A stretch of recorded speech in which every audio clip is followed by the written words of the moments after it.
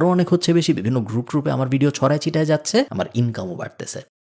Naturally এই ব্যাপারটা যখন হইতে থাকে 5 বার হয়, 7 বার হয়, 10 বার হয়, আপনি আর রান্নার ভিডিও বানাবেন না, আপনি পুরাটা সময় যুদ্ধের ভিডিও বানানো শুরু করবেন। মনে মনে অবচেতন মনে আপনি চাবেন যে আরো যুদ্ধ হোক, তাহলে আমি আরো নিউজ বানাইতে পারবো এইসব বিষয়ে, এবং শুধু এক সাইডের নিউজে আমি যখন দিব তখন এক সাইডের মানুষজনই ওই নিউজগুলো দেখবে এবং আমার রমরমা ব্যবসা। এবং এই জিনিস আসলে হচ্ছে, এবং পুরা দুনিয়ার মিডিয়া এই জিনিসই করে। পুরা দুনিয়ার মিডিয়া এভাবেই আস্তে আস্তে বায়াসড হয়ে যায়, এবং আনফর্চুনেটলি একটা সময় পর্যন্ত শুধু মিডিয়া হইতো, এখন আমরা দেখতেছি ইনফ্লুয়েন্সার সমাজেও এই জিনিস হচ্ছে।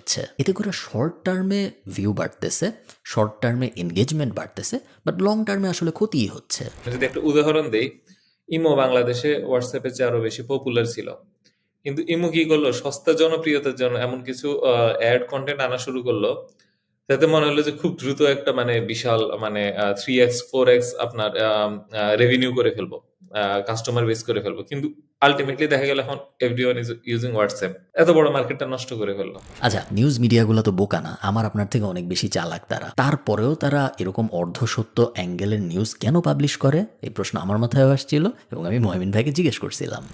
আমি একটা কারণ বলতে পারি, সেটা হচ্ছে যেই সাংবাদিক বা যেই ব্যক্তি ভিডিওটা ছাড়ে এবং ভিডিও যদি 1 মিলিয়নের মতন এরকম রিচ করে, তো তাকে দেখা যায় একটা বোনাস দিয়ে, বা ওই দিন সবার সামনে দেখা গেল যে একটা বড় রুমে মানে 30-35 জন আর কি পার্সন থাকে, তো সবার সামনে ডাক দিয়ে দেখা গেল যে ওই যে মূল যে ডিরেক্টর বা সামথিং মানে হুইজ বস, তো সে এসে সবার সামনে অভিনন্দন দিয়ে একটা খামে কিছু টাকা বা তাকে উপহার, মানে সবার সামনে তাকে সম্মানিত করে। তো এটা একটা ইনসেনটিভ কাজ করে যে ভিউটা কত বেশি বাড়াইতে পারি। তো সেই জন্য দেখা গেল যে ভিউ ব্যবসা যেটা সেইটা আসলে গুরুত্বপূর্ণ হয়ে গেছে।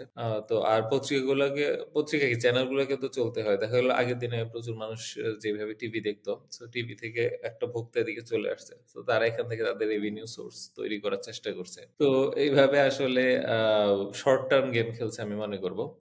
এ পর্যন্ত যা যা করেছে আপনার কাছে মনে হতে পারে গুড বিজনেস পলিসি, কিন্তু ব্যাপার হচ্ছে যে বিজনেস পলিসি যদি আপনার যেটার জন্য মানুষ আপনাকে ফলো করে সেটাকে নষ্ট, আপনিও কেউ কিছু মানুষ ফলো করে, আমাকেও কিছু মানুষ ফলো করে, নিউজ চ্যানেলকে তার অনেক বেশি মানুষ ফলো করে, যেই জন্য যাকে ফলো করে সে যদি ব্যবসার জন্য ওই জায়গাটা নষ্ট করে ফেলে তাহলে আসলে কি হবে না কেমন?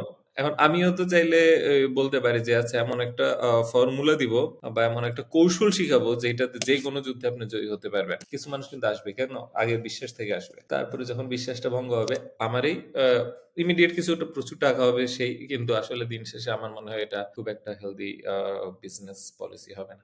দেখেন, এই ব্যাপারটা না বোঝাটা খুবই জরুরি একজন ক্রিটিক্যাল থিঙ্কার হওয়ার জন্য। দুনিয়ার কোনো মিডিয়া আনবায়াসড না, ইনফ্যাক্ট দুনিয়ার কোনো মানুষই হয়তো আনবায়াসড না। আপনারা জানেন আল জাজিরাকে ইসরায়েলে নিউজ করতে দেয় না, এবং আমরা এই কারণে অনেক সময় বলতেই পারি যে ইসরায়েল কি খারাপ, ওরা আল জাজিরাকে নিউজ করতে দেয় না, ওরা ইন্ডিপেন্ডেন্ট জার্নালিজম ভিতরে আসতে দেয় না, ওরা অনেক খারাপ, এবং এটা বলে ইন্টারন্যাশনাল মিডিয়া। একই সাথে ইরান কিন্তু বিবিসিকে নিউজ করতে দেয় না, ইরান বিবিসির কোনো সাংবাদিককে ইরানের ভিতরে ঢুকতে দেয় না। সো সব দেশের সব মিডিয়ার বায়াসনেস আছে, সবার নিজেদের পছন্দের জিনিসপত্র আছে, সবার নিজেদের অপছন্দের জিনিসপত্র আছে। আমরা জানি যে আমেরিকায় আপনি যদি ফক্স নিউজ ফলো করেন, আপনি সবসময় দেখবেন রিপাবলিকানদের প্রশংসা করতেছে, ডেমোক্র্যাটদের একদম ধুয়ে ফেলতেছে। আপনি আবার যদি সিএনএন এর দিকে তাকান, আপনি দেখবেন না, রিপাবলিকানরা সব খারাপ, ওরা একদম সবকিছু শেষ করে ফেলতেছে, বাট ডেমোক্র্যাটরা অনেক ভালো। বাংলাদেশে যে এই জিনিস আছে আমরা জানি, বাংলাদেশে কিছু স্পেসিফিক মিডিয়া হাউস আছে যারা একটা দলেরই প্রশংসা করে এবং বাকি সবাইকে খারাপ বলে। আবার অন্য কিছু নিউজ পেপার আছে, অন্য কিছু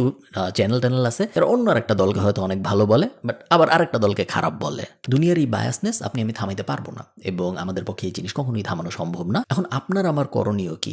আপনি তো ইরান ইসরায়েলে যায় দেখে আসবো না যুদ্ধ কিরকম চলতেছে, কে জিততেছে, কে হারতেছে, কে কারে কতগুলো মিসাইল মারলো। আমাদের জানার একমাত্র উপায় মিডিয়া, এবং যেহেতু মিডিয়াকে বিশ্বাস করা যাচ্ছে না সেইভাবে, আমরা অ্যাকচুয়ালি করবো কি? আপনি নিউজটা দেখেন, নিউজটার টাইটেল নেতানিয়াহু পরাজয় স্বীকার করলেন, এবং নিউজটার থাম্বনেইলে লেখা 7 দিক থেকে হামলা, ভয়ঙ্কর বিপদে ইসরায়েল। 27 লাখ মানুষ দেখছে এই নিউজ যদি আপনি দেখেন, এটা 8 মাস আগের নিউজ, তার মানে 8 মাস আগেই নেতানিয়াহু পরাজয় স্বীকার করে চলে গেছেন।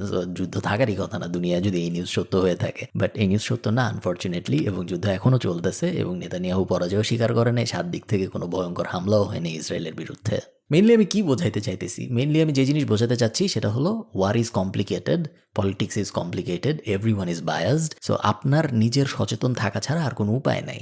এই মিডিয়ার কারণে আপনার এখন ইরানকে অনেক ভালো লাগতেছে, এই মিডিয়ার কারণে আপনার একসময় ইরাককে অনেক ভালো লাগবে। আবার এই ইরাক এবং ইরান কিন্তু একজন আরেকজনের সাথে বিশাল যুদ্ধ করে 8 বছরে 5 লাখ মুসলিমকে মারছিল নিজেরাই। কেউই অত ভালো না দেখা যাচ্ছে। সবসময় মনে রাখবেন, মিডিয়া ইজ আ বিজনেস। মিডিয়ার উদ্দেশ্য প্রথমে নিজের বিজনেস ঠিক করা, নিজের প্রফিট দেখা, তারপরে আপনার নিউজ দেখানো। এই দুইটার মধ্যে যদি চুজ করতে হয়, সে সবসময় নিজের প্রফিট আগে দেখবে, কারণ নিজের ঘর চললে তারপরে সে না যায় আপনাকে নিউজ দেখাবে। একটা নিউজকে বা একটা ঘটনাকে অনেকভাবে অনেক অ্যাঙ্গেলে দেখানো যায়। মনে করেন আপনি আমাকে অনেক পছন্দ করেন, আপনি আরেকজনকে অনেক অপছন্দ করেন। আপনি যারা অপছন্দ করেন তার আর আমার মধ্যে বিশাল মারামারি হইলো, আমি তারে 2টা চড় দিলাম, এরপরে সে আমাকে 2টা চড় দিল এবং তারপরে সে আমাকে গুলি করে মেরে ফেললো। একটা নিউজ মিডিয়া যদি নিউজ করে যে আমি তাকে চড় দিছি, শেষ, ওখানেই যদি নিউজটা শেষ হয়ে যায়, আপনার ওই নিউজ দেখে অনেক ভালো লাগবে, কারণ আপনি আমাকে পছন্দ করেন, আপনি দেখলেন আমি একজনের চড় দিছি, মারছি, খুব ভালো হয়েছে। বাকি নিউজ টুক সে করে না যে তারপরে যে সে আমার মেরে টেরে চলে গেছে। একপাক্ষিক নিউজগুলো যেন আমরা একটু অ্যাভয়েড করার চেষ্টা করি, আমরা যেন চারিদিকের নিউজগুলো অ্যানালাইসিস করার চেষ্টা করি। ইন্ডিপেন্ডেন্ট জার্নালিজম, ইন্ডিভিজুয়াল জার্নালিজম, এই ব্যাপারগুলো এই কারণেই বাড়তেছে, কারণ এখন মানুষের নিউজ মিডিয়াগুলোকে ট্রাস্ট করতে পারতেছে না, এবং রাইটলি সো। এই ব্যাপারগুলো যতদিন না আপনি বুঝবেন, ততদিন আপনি নিজের ছোট্ট একটা বাবলের মধ্যে থাকবেন, এবং আপনি শুধু তাই দেখবেন যে আপনার দেখতে ইচ্ছা করে, যা দেখলে আপনার ভালো লাগে। রিয়েলিটির থেকে আস্তে আস্তে আপনি দূরে চলে যেতে থাকবেন, যেটা কখনোই আপনার সাথে হওয়া উচিত না। আপনার সবসময় রিয়েলিটির যত কাছে সম্ভব তত কাছে থাকা উচিত। আমরা সবাই জানি যে দুনিয়া হইল ইনফরমেশন, সঠিক ইনফরমেশন, ফুল পিকচার, ম্যাক্রো ভিউ, এগুলো যদি কারো কাছে না থাকে, সে কখনোই দুনিয়ায় ইনফর্মড ডিসিশন নিতে পারবে না, সে কখনোই একটা প্রপার ক্রিটিক্যাল থিঙ্কার হইতে পারবে না। এবং কোনো কারণ নাই আপনার এই জিনিস না হওয়ার, জাস্ট বিকজ কিছু মিডিয়া আপনাকে ওই জিনিসে দেখাচ্ছে যে জিনিস আপনি দেখতে চান। এই ভিডিওতে আমি যে এক্সাম্পলগুলো দিয়েছি, সেই এক্সাম্পলগুলো স্পেসিফিক্যালি একটা কনফ্লিক্টের, যেহেতু এখন এই যুদ্ধটা বেশি হচ্ছে। বাট তার মানে এই না যে শুধু এই যুদ্ধের কারণেই মিডিয়া এরকম করতেছে, সবসময় এরকম করে। কখনো কোনো পলিটিক্যাল পার্টিকে নিয়ে করে, কখনো কোনো খেলাকে নিয়ে করে, কখনো অন্য কোনো বিষয় নিয়ে করে। অনেক সময় দেখা যায় আপনি যা চাচ্ছেন, আপনি হঠাৎ করে খেয়াল করলে দেখবেন হ্যাঁ, ও তো তাই বলতেছে, যেটা সবসময় ভালো ব্যাপার না। ভালো থাকেন সবাই, সবার সাথে আমার দেখা হবে পরের কোনো একটা ভিডিওতে। টাটা।